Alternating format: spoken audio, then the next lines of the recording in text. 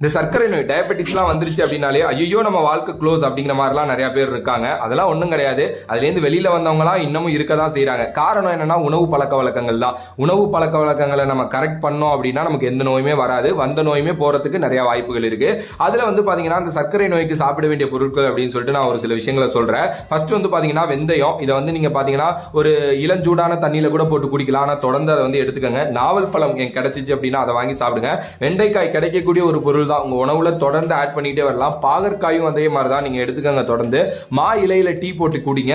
எலுமிச்சை வந்து பாத்தீங்கன்னா நீங்க வந்து எடுத்துக்கங்க. கீரையும் வந்து பாத்தீங்கன்னா ரொம்ப நல்லது. இதெல்லாம் எடுத்துக்கங்க. ஆனா இதெல்லாம் எடுத்துக்கிறதுக்கு முன்னாடி உங்க டாக்டர்கிட்ட ஒரு சஜஷன் கேட்டுக்கங்க. இதெல்லாம் எடுத்துக்கலாமா அப்படின்ட்டு. ஏன்னா அவங்களோட ட்ரீட்மெண்ட் பொறுத்து வந்து சில விஷயங்கள் எடுக்கக்கூடாதுன்னு சொல்லுவாங்க. அதனால நீங்க அதை கேட்டுட்டு பாத்தீங்கன்னா எடுத்துக்கிறது ரொம்ப ரொம்ப நல்லது. அண்ட் நீங்க இதை உணவு பழக்க வழக்கங்களை கரெக்ட் பண்ணா மட்டும் தான் இதுலேருந்து வெளியில வர முடியும். அண்ட் ஐயே எனக்கெல்லாம் சுகர் இல்லையே நினைக்கிறவங்க நான் இன்னொரு விஷயமும் சொல்றேன். இதெல்லாம் சாப்பிட்டீங்க அப்படின்னா உங்களுக்கு சுகர்